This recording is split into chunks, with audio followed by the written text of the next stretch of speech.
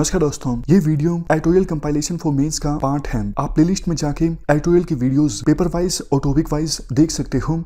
और अगर आप दिसंबर 2019 के बाद की वीडियोस को देखना चाहते हो तो वीडियो के नीचे मौजूद ज्वाइन बटन की सहायता से आप मेंबरशिप को ज्वाइन कर सकते हो। चलिए डिस्कशन स्टार्ट करते हैं।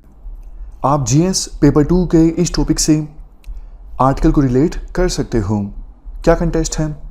हाल ही में यूनाइटेड नेशंस जनरल असेंबली के द्वारा इंडिया को as a non permanent member elect किया गया। इंडिया की टर्म स्टार्ट होगी 1 जनवरी 2021 से 2 साल का ये कार्यकाल रहेगा। देखो, पहली बार नहीं है कि इंडिया को सिक्योरिटी काउंसिल का नॉन परमानेंट मेंबर इलेक्ट किया गया है। ये इंडिया की 8वीं टर्म होगी। वैसे देखो, ये किसी अचीवमेंट से कम नहीं है। वैसे तो सिक्योरिटी काउंसिल में जो नॉन परमानेंट मेंबर्स इलेक्ट होते हैं उनका इलेक्शन रीजनल और सब रीजनल ग्रुपिंग के आधार पर होता है।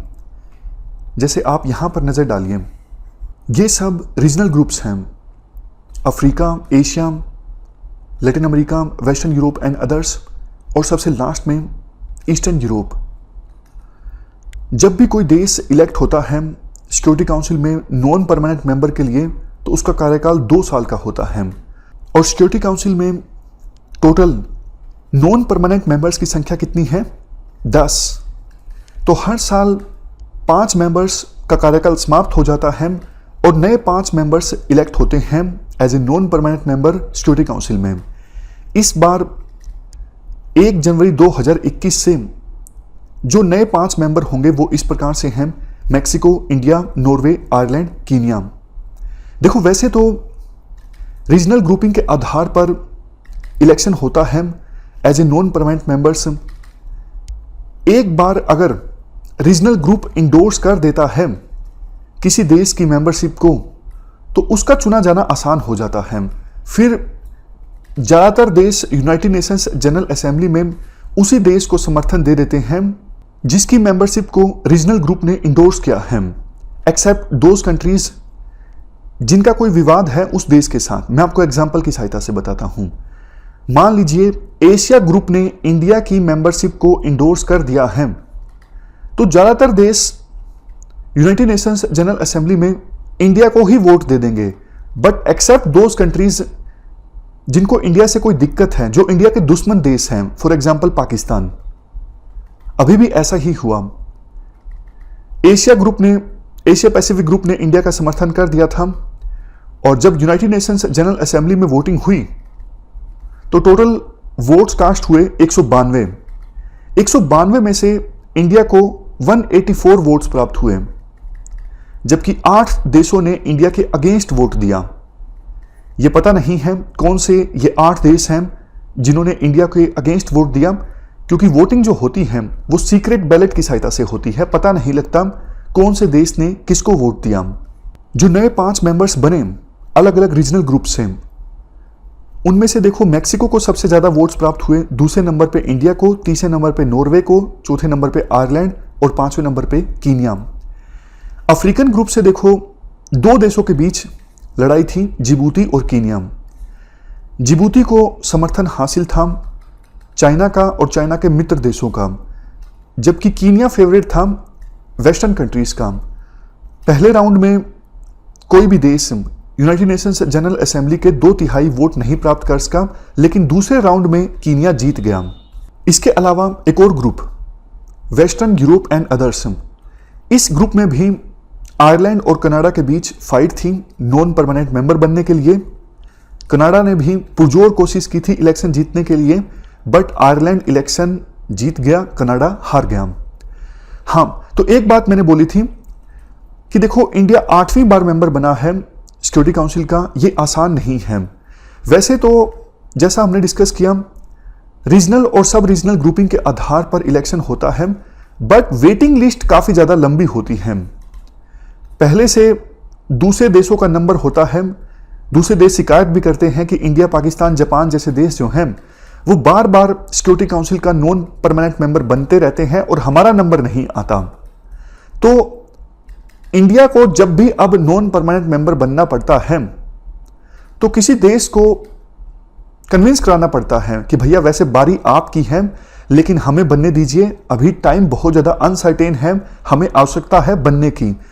जैसे मैं आपको एग्जांपल देता हूं, कई बार आपने देखा होगा ये टिकट काउंटर है, लाइन लगी हुई है बहुत लंबी, एकदम से कोई पर्सन आएगा आगे आगे, और जो सबसे पहले लगा है उसे बोलेगा कि भैया वैसे तो टिकट आपको लेनी है, लेकिन मुझे जल्दी है, मेरी ट्रेन निकल रही है, आप प्लीज मुझे अलाउ कीजिए कि मैं टिकट आपसे पहले ले लेता हूं। तो ये टेक्निकली इनकरेक्ट एग्जांपल है। उसी प्रकार से नंबर वैसे अभी अफगानिस्तान का था सिक्योरिटी काउंसिल में नॉन परमानेंट मेंबर बनने का, बट इंडिया ने अफगानिस्तान को कन्विंस किया। हमारे जो वहाँ पे एम्बेसी है उन्होंने अफगानिस्तान की सरकार के साथ बात की कि भैया प्लीज़ हमें बनने दीजिए मेंबर, अभी फिलहाल नॉन परमानेंट, हमें आवश्यकता है, हम एक इंपॉर्टेंट रोल प्ले कर सकते हैं इस अनसर्टेन वर्ल्ड में। इससे पहले इंडिया ने कजाकिस्तान को कन्विंस किया था। और देखो, किसी देश को कन्विंस करना आसान नहीं होता कि भैया आप मेंबर मत बनिए, आपकी जगह हम बन जाते हैं। कोई भी देश आसानी से अपनी दावेदारी छोड़ने के लिए तैयार नहीं होता। इसीलिए कहा जाता है इंडिया 8वीं मेंबर बनेगा तो ये इंडिया की एक अचीवमेंट है। इंडिया ने पहले कजाकिस्तान को कन्विंस करवाया था, अब अफगानिस्तान को कन्विंस किया है अपनी सीट छोड़ने के लिए, तो काफी डिप्लोमेटिक कैपिटल का इंडिया ने इस्तेमाल किया होगा। और देखो, इस बार सिक्योरिटी काउंसिल में नॉन परमानेंट मेंबर्स का जो इलेक्शन हुआ वो पहले के अपेक्षाकृत अलग था। पहले तो साइमल्टेनियस वोटिंग हुआ करती थी, लेकिन इस बार जनरल असेंबली हॉल में एक एक एम्बेसडर को अलाउ किया गया अंदर जाने के लिए और अपना वोट कास्ट करने के लिए। इवन इस बार इलेक्शन का जो कैंपेन था वो भी अनकन्वेंशनल था। जूम एप्लीकेशन की सहायता से वीडियो कॉन्फ्रेंसिंग हुई और जो कैंडिडेट्स थे इलेक्शन लड़ रहे थे उन्होंने अपना ब्राउजर और पैम्पलेट्स शेयर किए। इससे पहले क्या हुआ करता था, जो देश इलेक्शन लड़ रहे होते थे उनके डिप्लोमेट्स दूसरे देश के डिप्लोमेट्स को रेस्टोरेंट्स में लेकर जाते थे, खर्चा करते थे, लेकिन अब ऐसा कुछ नहीं हुआ। तो इलेक्शन जिन्होंने लड़ा उनका काफ़ी पैसों की बचत हो गई। हमारी तरफ से TS त्रिमूर्ति ये न्यू परमानेंट रिप्रेजेंटेटिव हैं इंडिया के यूनाइटेड नेशंस में। इनके बारे में कहा जाता है कि इनके पास काफ़ी मल्टीलेटरल स्किल्स हैं। इन्होंने प्रेजेंटेशन दी थी इलेक्शन से पहले कि यूनाइटेड नेशंस की वर्किंग में पास्ट में इंडिया का काफ़ी इंपॉर्टेंट रोल रहा है और फ्यूचर में भी इंडिया का रोल काफ़ी ज़्यादा इंपॉर्टेंट हो सकता है। कोविड और पोस्ट कोविड ईरा में इंडिया लीडरशिप प्रोवाइड करेगा इस वर्ल्ड को और रिफॉर्म्ड मल्टीलेटरल सिस्टम को भी एक ओरिएंटेशन प्रोवाइड करेगा। वैसे देखो, बहुत सारे साल हो गए, उम्मीद की जा रही है एक्सपर्ट्स के द्वारा और विभिन्न देशों के द्वारा कि यूएन में रिफॉर्म्स आएंगे, बट अभी तक तो यूएन में रिफॉर्म्स आए नहीं हैं। इवन 9/11 के बाद भी कहा गया था कि यूएन टफ एक्शन लेगा टेररिज्म के अगेंस्ट, लेकिन देखो अभी तक टेररिज्म से संबंधित कोई कन्वेंशन यूनाइटेड नेशंस के द्वारा अडॉप्ट नहीं की गई है। इवन टेररिज्म वर्ड पर भी सहमति नहीं बन सकी है कि टेररिज्म की डेफिनेशन क्या हो सकती है। कुछ एक्सपर्ट्स ये बोलते हैं कि इंडिया अब नॉन परमानेंट मेंबर बन गया है तो हो सकता है इंडिया अपने इस कार्यकाल का इस्तेमाल करें सिक्योरिटी काउंसिल में रिफॉर्म्स लाने के लिए और जल्द ही इंडिया परमानेंट मेंबर भी बन सकता है बाकी 5 देशों की तरह, जैसे US, China, UK, Russia, France. But देखो, इस आर्टिकल में राइटर ये कहते हैं यूनाइटेड नेशंस के चार्टर में कोई बदलाव होगा ऐसी कोई उम्मीद नहीं है। ये ऑलमोस्ट सर्टेन है, ऑलमोस्ट निश्चित है कि यूनाइटेड नेशंस सिक्योरिटी काउंसिल में कोई रिफॉर्म्स नहीं होने वाले हैं। तो इंडिया को ज्यादा ऑप्टिमिस्टिक होने की आवश्यकता नहीं है। क्यों? क्योंकि देखो, ऑलरेडी जो 5 परमानेंट मेंबर्स हैं वो तैयार नहीं होंगे। अभी उनको जो प्रिविलेजेस हासिल हैं, विशेषाधिकार हासिल हैं, जो वीटो हासिल हैं, वो नहीं चाहेंगे कि ये विशेषाधिकार अभी किसी दूसरे देश को मिले। और देखो, इससे भी ज्यादा even United Nations general assembly के जो बाकी मेंबर कंट्रीज हैं वो भी नहीं चाहेंगे कि दूसरे देशों को अब ये विशेषाधिकार मिले या फिर इस प्रकार से परमानेंट मेंबरशिप मिले, वीटो मिले। इसलिए जो देश परमानेंट मेंबर बनना चाहते हैं सिर्फ वही इच्छुक हैं। अदरवाइज बाकी देशों में इतनी ज्यादा एक्साइटमेंट रिफॉर्म्स के प्रति नहीं है।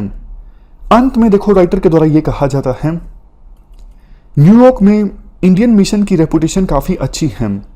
जो परमानेंट मेंबर्स का इन्फ्लुएंस है वैसा ही इन्फ्लुएंस इंडिया का है, ऐसा माना जाता है। और सिक्योरिटी काउंसिल में 15 मेंबर्स जब बैठते हैं तो कोई भी रेजोल्यूशन को अगर एडोप्ट किया जाए तो इसके लिए कम से कम 9 मेंबर्स की सहमति होना जरूरी है। लेकिन हाँ, 5 जो परमानेंट मेंबर्स हैं उनके पास वीटो होती हैं, वो चाहे तो किसी भी रेजोल्यूशन को ब्लॉक कर सकते हैं, लेकिन रेजोल्यूशन पास करवाने के लिए 9 मेंबर्स की एसेंट की आवश्यकता होती है। तो बंद कमरे में काफी सारे ऐसे इश्यूज आएंगे जहां पर इंडिया को उन इश्यूज पर टफ स्टैंड लेना होगा, बैलेंस इस्टेब्लिश करना होगा। बंद कमरे में आर्म ट्विस्टिंग होती है, रियल पॉलिटिक्स देखने को मिलती है। इंडिया को यह चाहिए कि इंडिया किसी देश को ऑफेंड ना करे। हाँ, जब हमारे नेशनल इंटरेस्ट की बात आती है तो हम अपने नेशनल इंटरेस्ट को बेहतर ढंग से प्रोटेक्ट करें, यह हमें चाहिए। बट इंडिया कोई ऐसा स्टैंड ना ले जिससे हम दूसरे देशों को ऑफेंड कर दें, ऐसी राय राइटर देते हैं। अब देखना यह होगा कि जो ट्रेडिशनल चैलेंजेस हैं उनको इंडिया नए तरीके से कैसे टैकल करता है।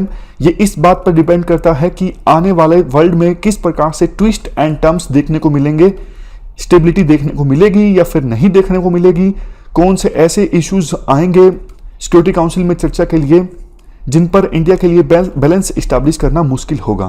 तो ये हमने पूरा आर्टिकल डिस्कस किया। इस डिस्कशन में फिलहाल इतना ही है। Thank you very much for discussion.